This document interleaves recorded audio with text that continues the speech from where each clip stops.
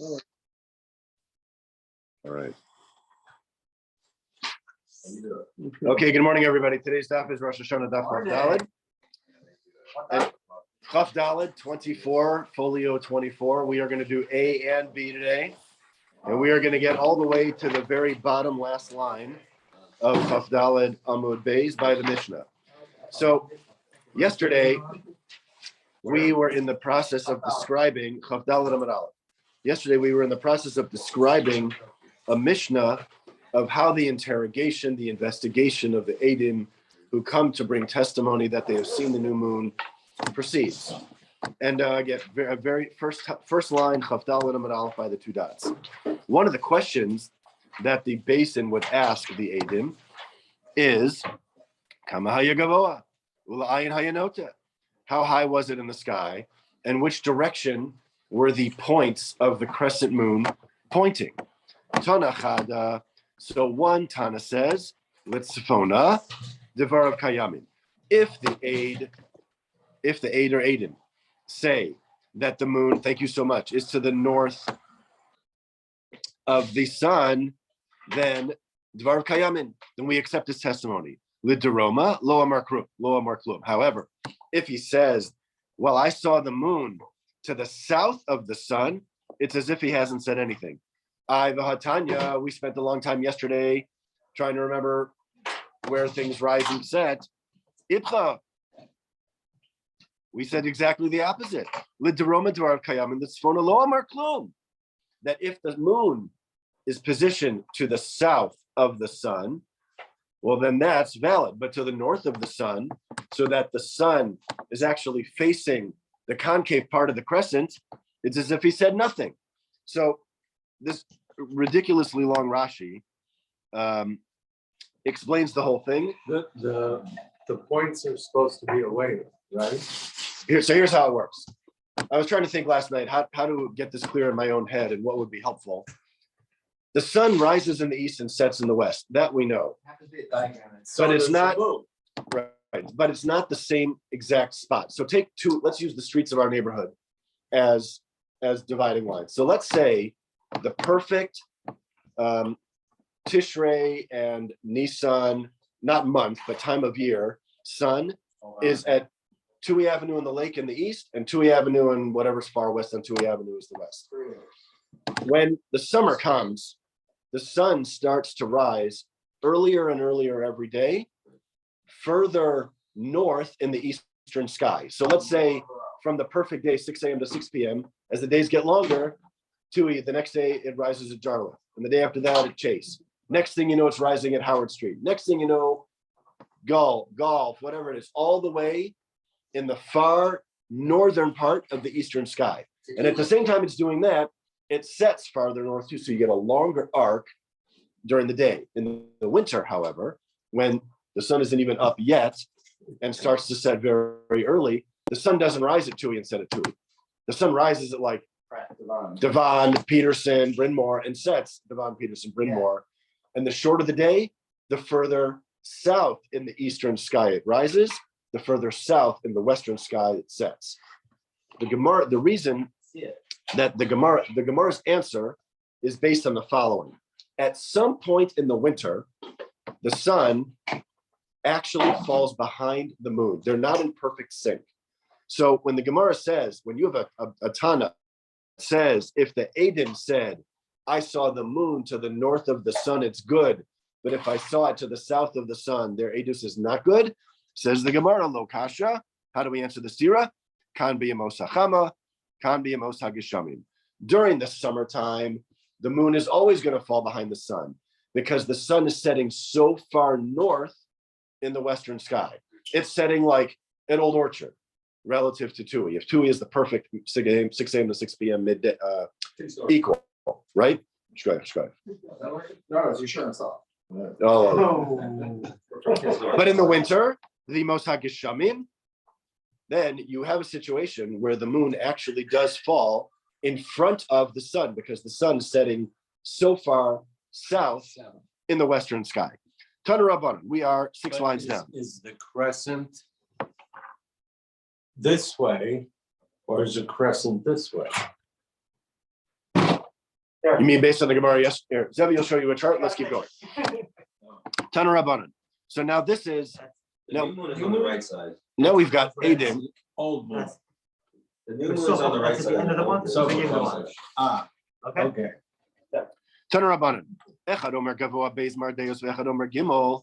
If one of the Adim says that the height of the new moon in the sky is the height of two, they had these like standard sized cattle prods. So if one guy says it was two and another aid said it was three, Edus and Kayemes, their Edus is valid because that's really close. It's, human error. It's their own perspective on from where they happen to be standing.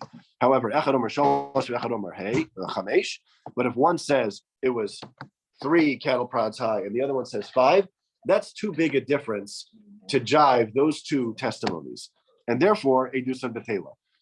Avam Mitzarfin Edus Acheres, but each one of them independently could have their Edus joined to another witness who says it was the same three or five. Tana Rabbanan. Re'inuhu b'mayim, we saw it reflected in the water. Re'inuhu b'ashashish, we saw it reflected through a lantern. Re'inuhu b'avim, we saw it through the clouds. Ein me'idin alav. We do not accept their testimony. Chetzio b'mayim, chetzio b'avim, chetzio b'ashashish, ein me'idin alav. If they say we saw it partially, we saw a half reflection in the water, or through a lantern, or through the clouds, we do not accept their testimony.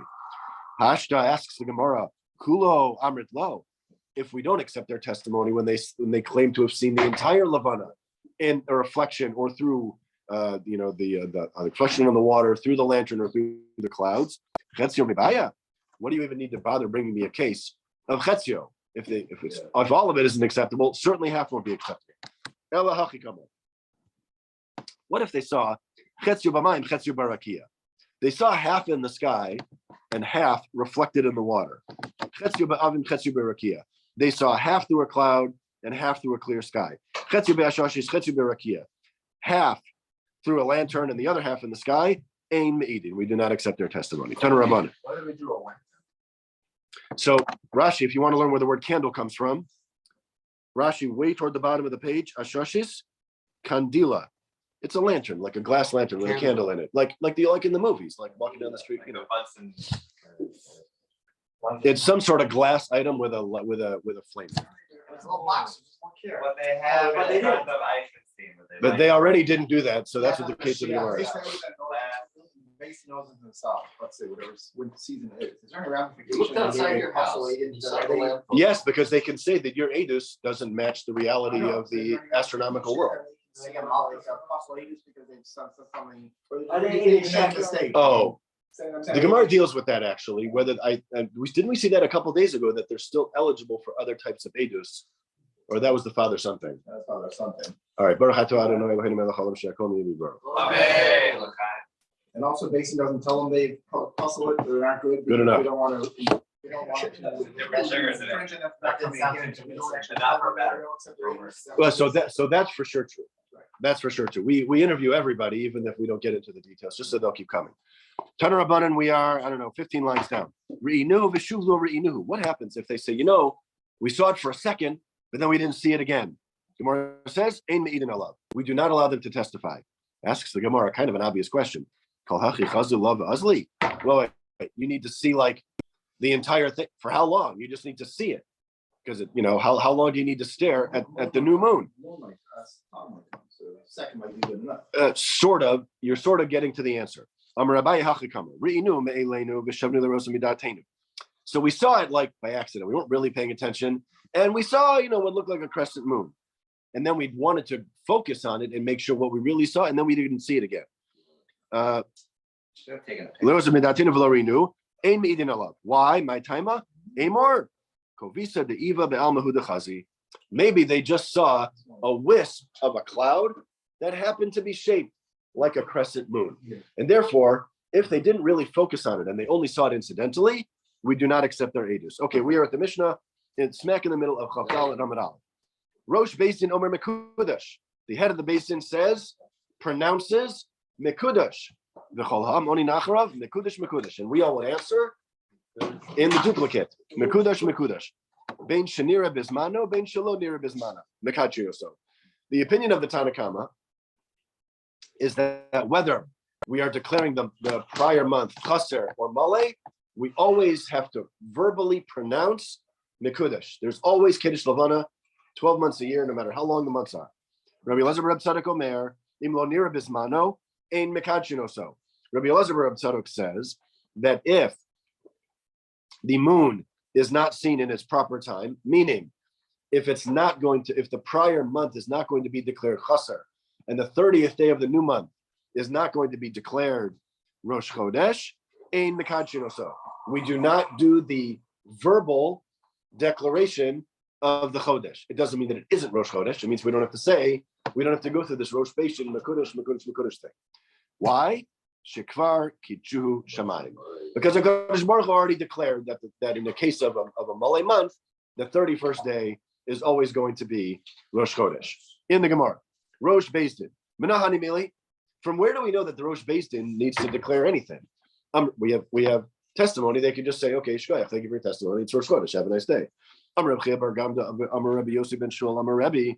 They taught in the name of Rebbe, Amar Kra, Vayidaber Moshe es Moadei Hashem, that Moshe declared or spoke the Moadei Hashem. Mikan Sherosh Beis Din Omer Mekudesh. And from here we learn that the Rosh Beis Din needs to declare the month Mekudesh. From where do we know that the congregation needs to respond to the Rosh Beis Din with this double lashon of Mekudesh? Amar Papa Amar Kra Asher Tikru Osam. Now in the Torah, the word Osam is spelled chaser. It's Aleph, Taf, Mem. So therefore, says the Gemara, Karibei Atem. You can read it Atem. Asher Tikru Atem. You need to call it Rosh Chodesh. So just like the Rosh Beis Din has a role, so does Klal Yisrael. Reb Nachman bar Yitzchak Amar, a different raya. I never thought about how this weird construction. We say it in Kiddush all the time, right? Basically, in this day and age, the Rosh Hashanah can tweet it, and we call give a thumbs up, or they say tweets you. Ask your local Orthodox rabbi. You have the people like it, you don't like it. Not all the people voting it down. Yeah, the hating, tweeting the. Okay, I unsubscribe to all of that. Right. Reb Nachman bar Yitzchak says, Elohim Moadai. These are my Moadim. What's with the double lashon Elohim? Says Reb Nachman bar Yitzchak, Haim Yomru Moadai. Elah, Haim Moadai. These holidays, Haim, they will declare Moadai. And Haim is plural. Well, we'll get to the plural thing in a second. Mekudesh Trezimni Lamali. Why can't, and we all just respond, Mekudesh. Like, what's with the double lashon? Dichsiv Mikra'e Kodesh. The word Mikra'e, pronouncements is plural. So you need two pronouncements. The minimum plural is two. What? Sorry? That would say that the issues are maybe, but that's for Yativ. We're talking about Kiddush HaChodesh specifically. Okay, continuing in the Gemara. Elah is referring to Bezin, and Haim is referring to Bezin. No, Elah refers to the days, and Haim refers to Klal Yisrael. These days, Haim declare Moadai. So the Elah Haim is sort of a double they, a big plural there. Okay, 4 lines up in the narrow lines. Rabbi Elazar bar Tzadok Omer. Rabbi Elazar bar Tzadok Omer imlo nir Reb Bismano im mekadshino so. So Rabbi Elazar bar Tzadok said that we only go through this Rosh Beis Din congregation back and forth if the prior month is going to be chaser and we're declaring the month Bisman. Tanya Plima Omer Bismano ein mekadshino so shelo Bismano mekadshino so. So Plimo has an opinion that is exactly the opposite. We only declare when the prior month is Malay and Rosh Chodesh is on day 31. Rabbi, sorry? Plimo is a Tana. Rabbi Elazar bar Reb Shimon Omer ben kach ben kach ein mekadshinoso. Rabbi Elazar bar Reb Shimon says, no matter what, you never need to go through this Kiddush HaChodesh thing. Why? Pasuk says, Shenemar v'kidashtem es shnasa chamishim, that we are Mekadesh the 50th year. Shani mata Mekadesh. You only have to declare Kedusha for certain years, the Iyata Mekadesh Chadashim. And you do not need to be Mekadesh the Chadashim. Now, we ignore those opinions because we're going to go back and try and prove the opinion of Rabbi Elazar bar Tzadok in the Mishnah. Once again, Rabbi Elazar bar Tzadok said that Im lo nira bismano ein mekadshino so, that if the month is not being declared on time after day 29, we do not have the Rosh Beis Din declare Mekudesh, and we do not have the Kahal respond Mekudesh. I'm Rabbi Yehuda bar On day Shmuel. 30. On day 30, that's correct. Because we want day 30 to be Rosh Chodesh, that's Bisman.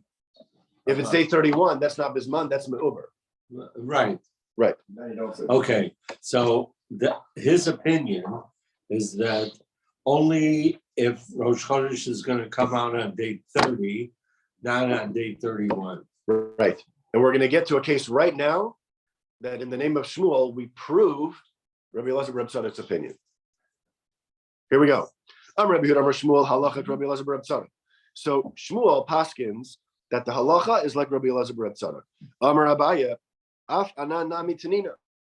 Abaya says, well, I will bring you a proof from a brisa. Ra'uhu based in v'chol Yisrael. Not only the based in, but everybody saw the new moon. Everybody knows. Nechkaru ha'edim v'lo, and they even investigated the edim. They cross-examined the edim. V'lo ispiku lomar mekudesh ad shechashecha. But for whatever reason, the Rosh Beis Din never got around to clapping the stender. Mekudesh. What happens? Hareze me'uber. You lost your shot. That means that the next month starts on 31, on day 31. And because of their lapse, the prior month is no longer chasser, like everybody knows it was. It becomes male because this mekudesh is apparently me'akik. Me'uber in what the brisa says there that Abaye quotes is the word me'uber, that the next month becomes me'uber, meaning male in mekudesh low. But what it never says is that the basin has to be mekadesh that month on day 31. They miss their chance on day 30. That's over. So what do they do about day 31? Call Mekudesh on day 31. They don't do anything. That's Abaye's proof. Abaye says, I'll bring you a rider. Rabbi Elazar Reb Tzadok is correct. Because if they would have to say Mekudesh on a Malay also, then why didn't this brisa say, what do you mean Me'uber? It shouldn't have said Me'uber, it should have said Mekudesh. Because they didn't say that, it must be, like Rabbi Elazar Reb Tzadok in our Mishnah, that we don't declare the new month when the prior month is proven to be Malay or becomes Malay. So answers the Gemara, you can't bring that proof. Because maybe Me'uber is Trichale. Maybe the reason that brisa said specifically the language of Me'uber and not Mekudesh is Yisrael. Everybody knew that was the specific case. Everybody saw the moon, the new moon. It was a beautiful night, not a cloud in the sky. Beautiful. Everybody knows it's mechutzer. It's chasser the prior month. It was just a declaration that became an issue. So maybe I would think, well, because everybody saw it, it's publicly known, and therefore Beis Din wouldn't be me'aber that prior month, right? And they wouldn't delay this official start of Rosh Chodesh till day 31.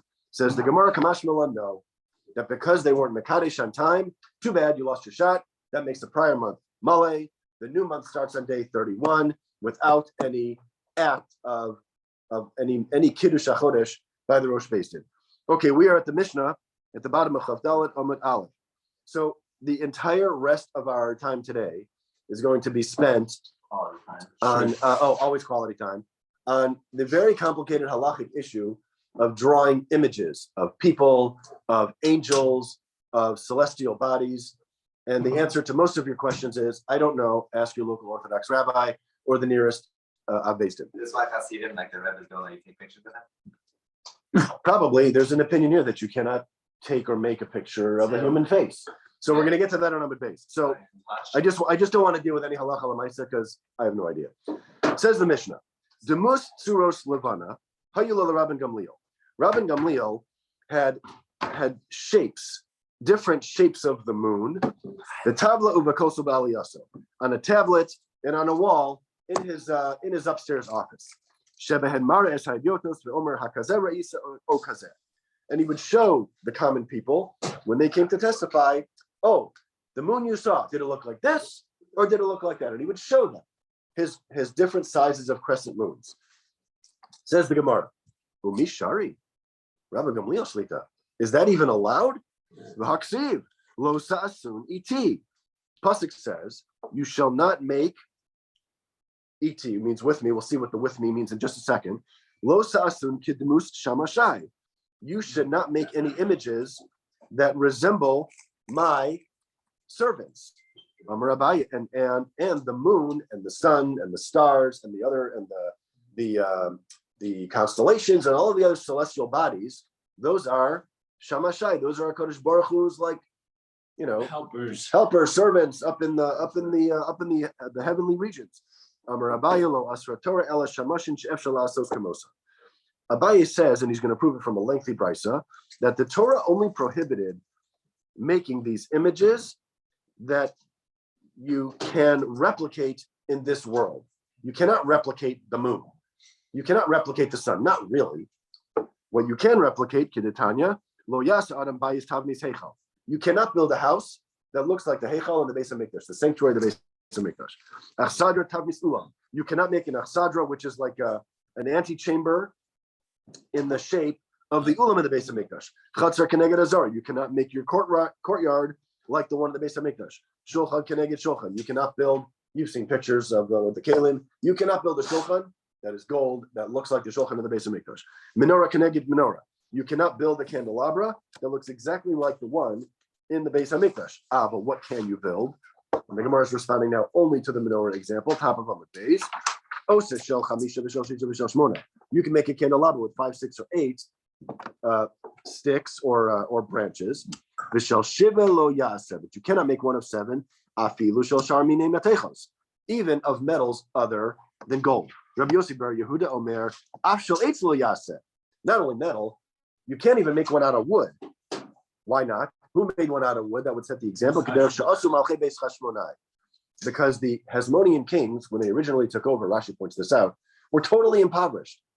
They had just been completely wrecked by war. They had no money, but they were once again, they had a Chanukas Havayis. They needed a menorah. They made one out of wood. Amrulo, so they said to Rabbi Yossi bar Yehuda, Misham Raya, you're bringing us a proof from there that you can make a menorah out of wood? She put in Shabarzu Hayu. They actually used iron sticks, the chipum bebats, and they would wrap them or glaze them somehow in tin. So it's not that they were wood; they were actually iron wrapped in tin. The tin, because of the way it tarnishes, looks like wood, and therefore you cannot bring a raya that you can't build a menorah of 7 branches like the one in the Beis Hamikdash out of wood. Hashiru. Now, when the Hashmonaim got a little more money, Asom Shel Kesef, they made a silver version of the menorah. Chazru Hashiru, and when they got even more money, Asom Shel Zav. Then they went back and they made one out of gold. It was destroyed by the Syrian Greeks in the first Beis Hamikdash. There's a picture of them taking. With the first menorah. Yeah, like the Arch of Titus. So the original menorah, The original menorah. the original one, long gone, right? Gone. So when the Hashmonaim needed to they needed to light the menorah every day. The Halos Chas Haneros, right? So they needed to make one. So they made it out of whatever they made it out of, either wood or these iron bars wrapped in tin. So at this point, that actually is the end of a question of the Gemara. The Brisa says that you can't make images that are replicable in the real world. I can make a shulchan. I can make a menorah. Those are aser, which implies that the celestial bodies, which we cannot remake in this world, are permitted. And that's where we are in the Gemara. Sorry, that's a proof, not a question. Sorry. So that's a proof. Abaye is bringing that proof that maybe you can make celestial celestial bodies. But is that really true? Are you able to make images of items that you cannot reproduce in this world? Vatanya, lo sa'asuniti. And what does that mean? Lo sa'asun kidimu shamashaya mashamshin lefana b'maro. You cannot make any images of those celestial bodies that serve me in the maro, way, way high up. Abaye says that the Torah only assered making the Chayos HaKodesh. I do not understand what I'm about to say. The Chayos HaKodesh are a certain type of angel. It is on those Chayos HaKodesh that the Kisei HaKavod rests, and those Chayos HaKodesh have 4 faces. 4 faces. Right? Face of an eagle, face It of doesn't mean I a understand. It doesn't mean I understand it. I can repeat it. shore, face of a shore. A human, a lion, an eagle, and Shore. and an ox. Okay. So Abaye says that the Torah only assered making an image that has these four faces all together. Elameata. And if that's true, Partsuf Adam Lechude Tishtari. It should therefore be acceptable and permitted to make the image of a human face. However, Alamatanya kol partsufos mutar chutz mi parts of other. So we have another brisa that seems to compete with that conclusion that you're not allowed to make an image of a human face. Amar Rav Huna Breda Ravidi Mefarki de Abaye Shemieli. Rav Huna Breda Ravidi says that from Abaye's lectures and shiurim, I learned lo sa'asun iti, that the phrase lo sa'asun iti, which is spelled chaser aleph taf yud, can also be pronounced osti. Me, lo sa'asun osi. It's written chaser in the Torah, and therefore you can pronounce it like me. And in many of the prophetic visions, it is the image of HaKadosh Baruch Hu is presented kavayachol in something of a human form. So because of that, we are not allowed to make, according to Rav Huna Breder of Edi, an explanation of Abaye. Therefore, we cannot make an image of a human face. Vishar Shemashim Mishari. Well, but what about all the other celestial bodies, planets and stars and whatever else? Kigon, Ofanim, Usrafim, V'chayos HaKodesh, Malachei HaSharetz. All these different types of angels, administering angels, fiery angels. Amar Abaye, Lo Asra Torah Ela Shemashin Sheba Madur HaElyon. Abaye says the only things that are usher to replicate are those in the highest level of the heavens. There are 7 levels. We're at the lowest. Above us, sun, moon, stars, constellations, and then it gets higher from there.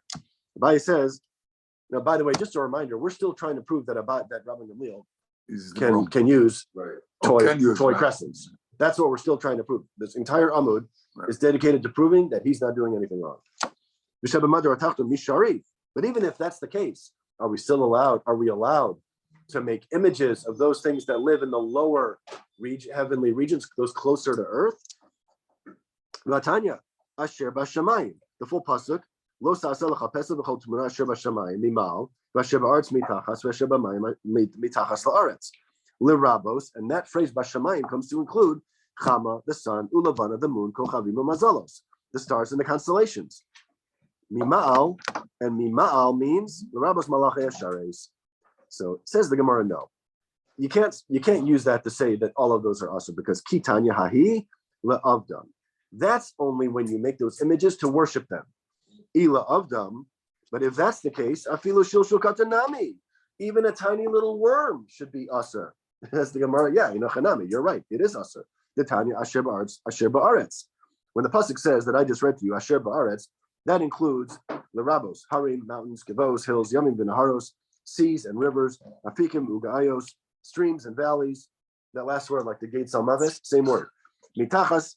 What does mitachas include? All the way at the bottom.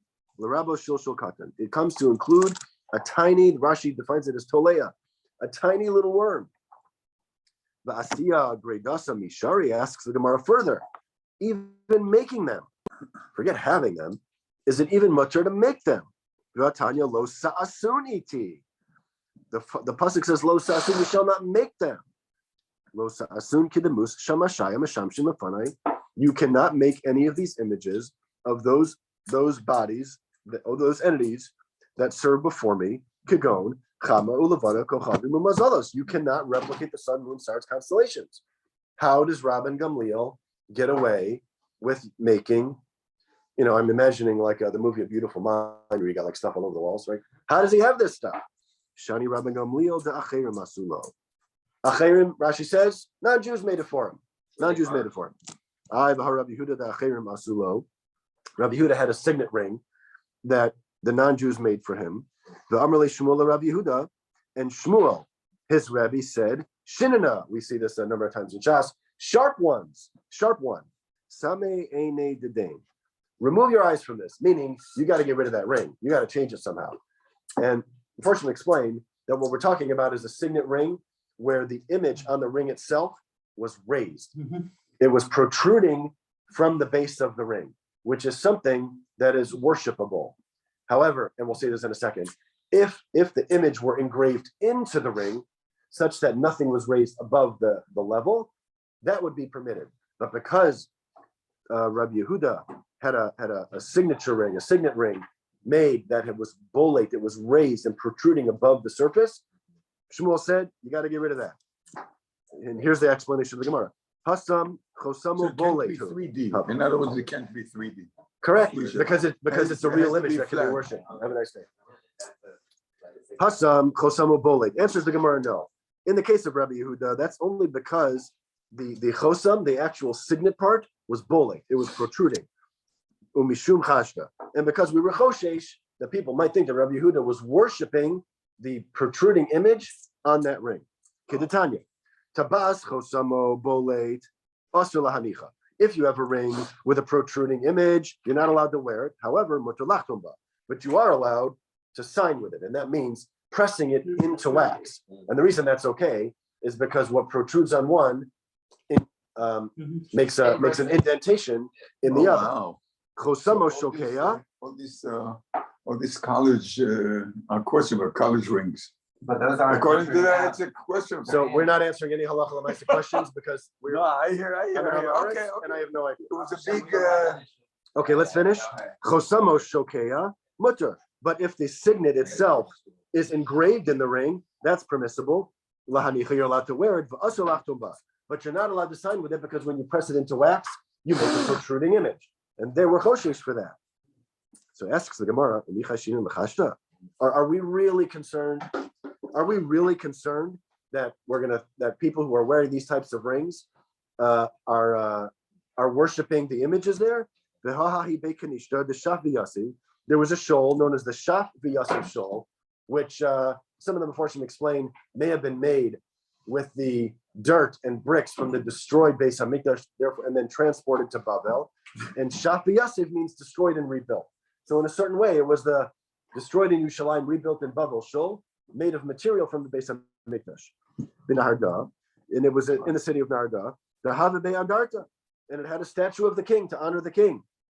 The Havu Aili Rabu Shmuel, the Abu Shmuel, the Levi, and these great Amoraim, Rav Shmuel, the father of Shmuel and Levi, Umatzlo Hasam B'lo Chayshi L'Chashda, and they daven there, and nobody was worried at all that we would think that they are worshiping that idol, that statue. Answers the Gemara, Rabim Shaini. It was in a public square. It was very, very clearly not positioned for worship. It was very clearly positioned just to give a nod and to honor the king. Back to Rabbi Gamliel in his attic with the toy moons. He's a yachid. Kevan de Nasihu Shchichi Rabim Gabe. Rabbi Gamliel was the Nasi. He was surrounded by people all of the time. So it's as if he was in public. Iba Yisema, a second answer. The Prakim Hava. They weren't actually whole images. They were like in pieces and you would put them together. So he didn't have whole solid images of the crescent moons. Viba Yisema, third answer. He made them to teach. We saw on the previous Da'amud that he would use it to test the hedyotos, the commoners. And he would say, is this what you saw? Is that what you saw? Right? So he was using it to teach. Uksiv lo silmad la'asos. Don't teach, don't learn in order to do, meaning the doing is the issue. But you can teach in order to understand and to paskin shilos. Adkan Chavdalis. So there were two reasons why everything could. There were two reasons. One, it